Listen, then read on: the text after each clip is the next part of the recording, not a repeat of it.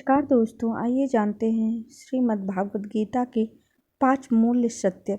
भगवत गीता, जिसे गीतोपदेश भी कहा जाता है, वैदिक ग्रंथों का सर्वोच्च ग्रंथ है। यह इस मायने में अद्वितीय है कि किसी अन्य वैदिक या पश्चिमी आध्यात्मिक साहित्य में स्वयं भगवान का वाणी में वर्णन नहीं है।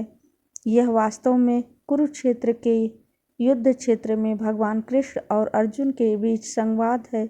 यह हमें परम सत्य की गंभीर खोज करने के लिए प्रेरित करता है। भगवत गीता को हिंदू धार्मिक ग्रंथ कहना गलत है। वास्तव में वेदों में भी हिंदू शब्द का उल्लेख नहीं है। भगवत गीता को विज्ञान कहना अधिक उचित होगा। आत्मज्ञान का विज्ञान। यह वर्णित विज्ञान जात, पंथ, धर्म या लिंग के भेदभाव के बिना सभी पर लागू होता है। यह जीवन के हर क्षेत्र के विचारकों के लिए और प्रत्येक पाठक को सकारात्मक विचार बनाता है। युगों युगों से भगवत गीता ने विश्व भर के असंख्य दार्शनिकों और वैज्ञानिकों को प्रेरित और मार्गदर्शन किया है। इस अनुवाद आधुनिक विश्व की लगभग हर भाषा में हो चुका है। जिस प्रकार कुरान और बाइबिल विश्व भर में प्रसिद्ध है, उसी प्रकार भगवत गीता को भी सर्वोच्च आस्तिक विज्ञान के रूप में व्यापक रूप से सम्मानित किया जाता है।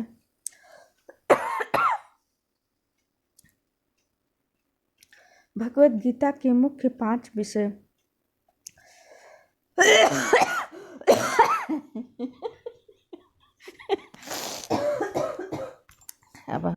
नमस्कार दोस्तों, आइए जानते हैं श्रीमद् भागवत गीता के 5 मूल सत्य। भगवत गीता, जिसे गीतोपनिषद भी कहा जाता है, वैदिक ग्रंथों का सर्वोच्च ग्रंथ है। यह इस मायने में भी अद्वितीय है कि किसी अन्य वैदिक या पश्चिमी आध्यात्मिक साहित्य में स्वयं भगवान का वाणी में वर्णन नहीं है। यह वास्तव में कुरुक्षेत्र के युद्ध क्षेत्र में भगवान कृष्ण और अर्जुन के बीच संवाद है। यह हमें परम सत्य की गंभीर खोज करने के लिए प्रेरित करता है। भगवत गीता को हिंदू धार्मिक ग्रंथ कहना गलत है। वास्तव में वेदों में कहीं भी हिंदू शब्द का उल्लेख नहीं है। भगवत गीता को विज्ञान कहना अधिक उचित होगा। आत्मज्ञान का विज्ञान। यह वर्णित विज्ञान जात, पंथ, धर्म या लिंग के भेदभाव के बिना सभी पर लागू होता है। यह जीवन के हर क्षेत्र के विचारकों के लिए है और प्रत्येक पाठक को सकारात्मक विचारक बनाता है। युगों युगों से भगवत गीता ने विश्व भर के असंख्य दार्शनिकों को और वैज्ञानिकों को प्रेरित और मार्गदर्शन किया है। इसका अनुवाद आधुनिक विश्व की लगभग हर भाषा में हो चुका है। जिस प्रकार कुरान और बाइबिल विश्व भर में प्रसिद्ध है, उसी प्रकार भगवत गीता को भी सर्वोच्च आस्तिक विज्ञान के रूप में व्यापक रूप से सम्मानित किया जाता है। भगवत गीता के मुख्य 5 विषय। भगवत गीता के सार को इसके 5 मुख्य विषयों ईश्वर, भगवान, जीव, जीवित प्राणी, प्रकृति, भौतिक स्वरूप, काल, समय और कर्म क्रिया को जानकर अच्छी तरह समझा जा सकता है। ईश्वर हमारे परम पिता हैं। पहला, हम सभी अपने जीवन में किसी न किसी के नियंत्रण में रहते हैं। एक बच्चा स्कूल में शिक्षक और घर पर माता पिता के नियंत्रण में रहता है। एक पुरुष या महिला कार्यालय में बॉस के नियंत्रण में रहता है।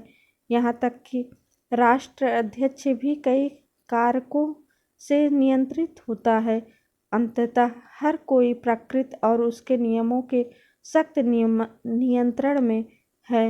अधिक से अधिक कोई भी व्यक्ति हर किसी पर प्रकृति के अचूक नियंत्रण को देख सकता है, लेकिन प्रकृति में भी हम पूर्ण व्यवस्था देखते हैं।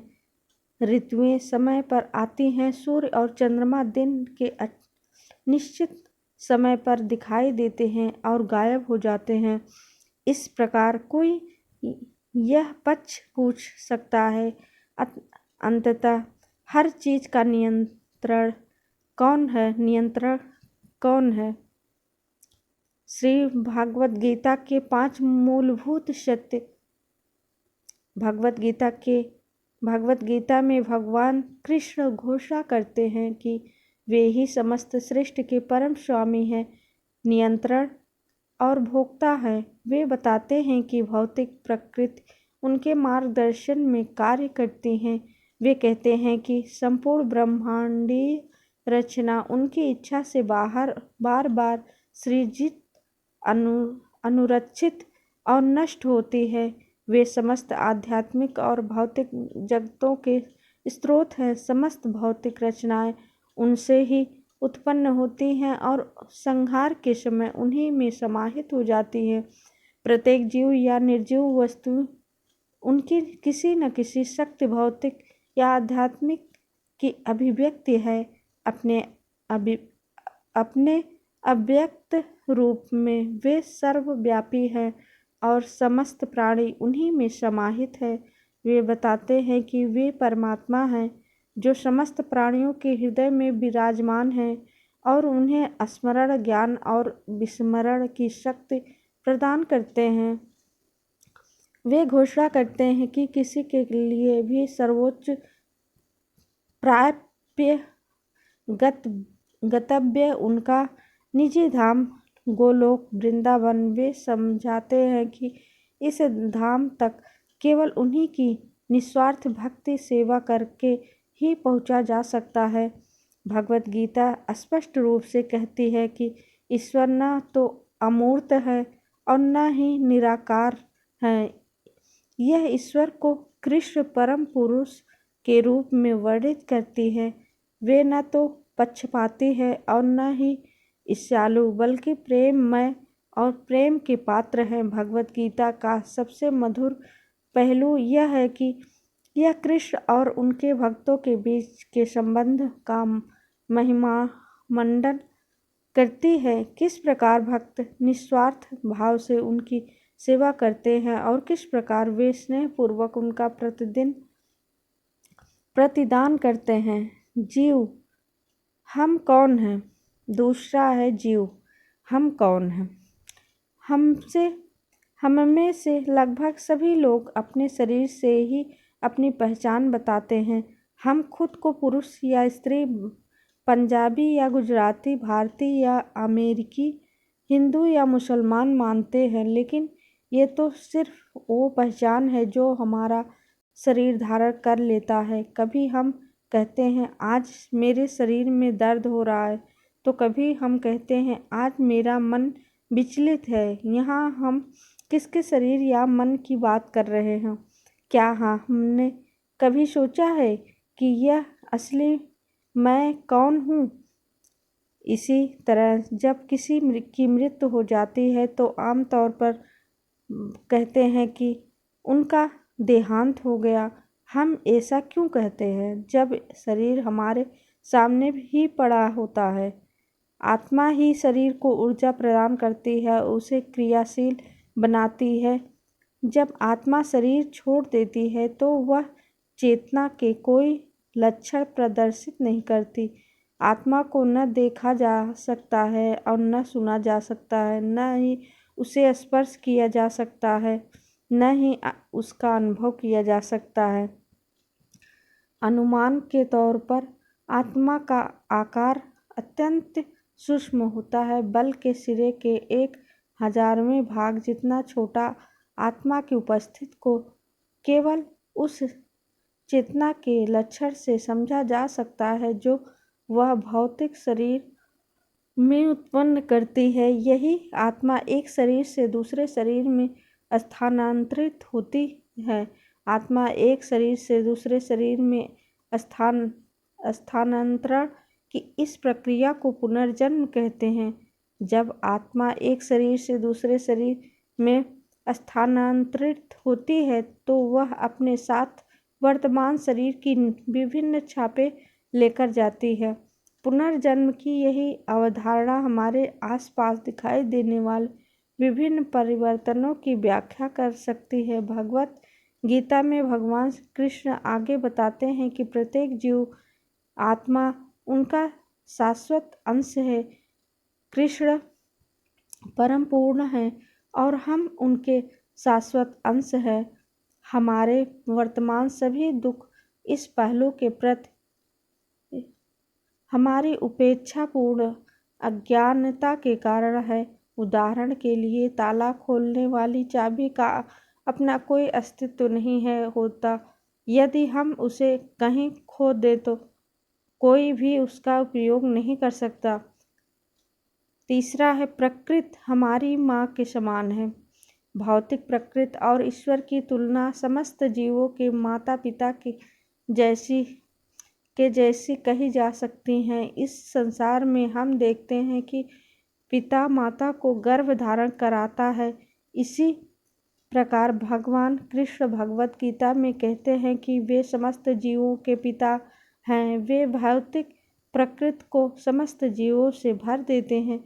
जिस प्रकार माता बच्चे को सभी खाद्य पदार्थ उपलब्ध कराकर उसका पालन पोषण करती है, उसी प्रकार प्रकृति माता समस्त जीवों को उनके जीवन निर्वाह के लिए आवश्यक सभी चीज़ें प्रदान करती है। प्रकृति समस्त जीवों के लिए भोजन प्रचुर मात्रा में उपलब्ध कराती है। किसी भी प्रकार की कमी को कृत्रिम या मानव निर्मित समझना चाहिए। प्रकृति को माता के समान मानने की बात से हर कोई कमोवेश सहमत होगा। हालांकि ज़्यादातर अज्ञानी लोग यह सोचकर भ्रमित हो जाते हैं कि भौतिक प्रकृति बिना किसी नियंत्रण के स्वतंत्र रूप से कार्य करती है। लेकिन भगवत गीता में भगवान कृष्ण स्पष्ट कहते हैं कि भगवत प्रकृति उनके मार्गदर्शन में कार्य करती है। यह समझना आसान है। हम अपने दैनिक अनुभव से यह अंदाजा लगा सकते हैं कि कोई भी भौतिक वस्तु अपने आप गति नहीं कर सकती। उदाहरण के लिए, एक कार हमें एक स्थान से दूसरे स्थान तक ले जाती है, हालांकि यह स्वयं नहीं चलती। यह एक सजीव शक्ति एक मनुष्य द्वारा संचालित होती है। इसी प्रकार पदार्थ स्वयं क्रिया नहीं कर सकता, उसे एक सजीव शक्ति द्वारा संचालित होना पड़ता है। कभी कभी मूर्खतावश मनुष्य सोचता है कि वह प्रकृति को नियंत्रित कर सकता है। वह प्रकृति को बहुत कम हद तक नियंत्रित कर सकता है, लेकिन वह पूरी तरह से प्रकृति के वश में है। वह घंटों की भारी बारिश दुनिया के सबसे विकसित शहरों को भी डुबो सकती है। इसके अलावा प्रकृति प्रत्येक जीवित प्राणी को 3 गुणों सत्व, रजस और रजस के माध्यम से नियंत्रित करती है। चौथा है, काल समय अजेय शक्ति। भगवान कृष्ण के स्वरूप के अनुसार समय कुछ नष्ट कर देता है। हमारे दैनिक जीवन में हम देख सकते हैं कि समय के साथ सब कुछ कैसे बिगड़ता जाता है। हर वस्तु और हर व्यक्ति समय के क्रूर नियमों के अधीन है।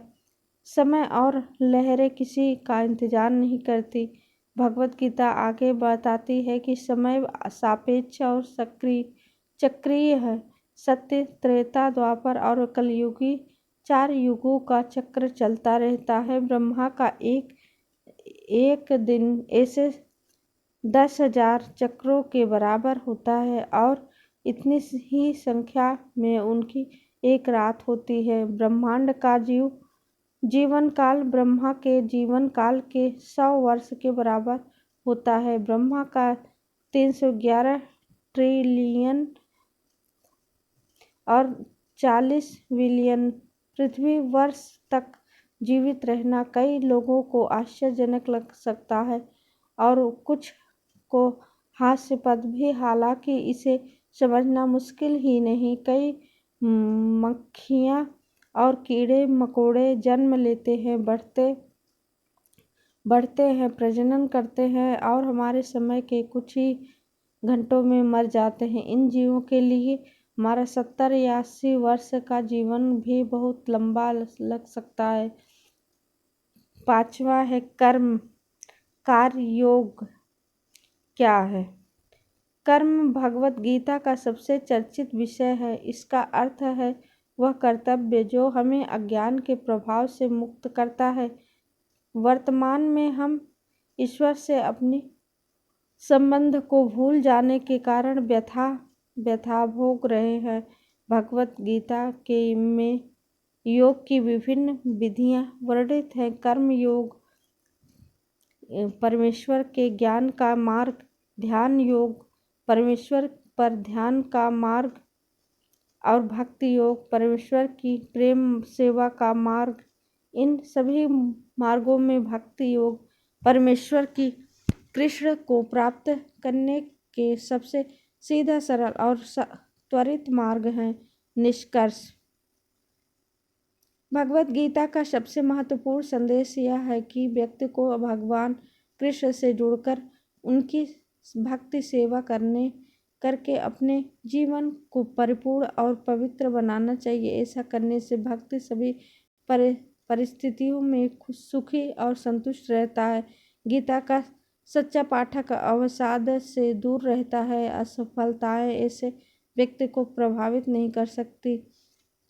वह परमेश्वर में आस्था और विश्वास के साथ जीवन में आगे बढ़ता रहता है। भगवत गीता के नियमित कार्य में अत्यंत कुशल हो जाता है। वह शीघ्र और सही निर्णय ले सकता है। भगवत गीता के सच्चे पाठ और उसके उद्देश्यों को जीवन में अपनाने से व्यक्ति इस संसार में सरल और विनम्र व्यवहार करता है। वह अपने सभी संबंधों में सफल होता है। वह इस संसार और परमलोक में सुखी और संतुष्ट रहता है।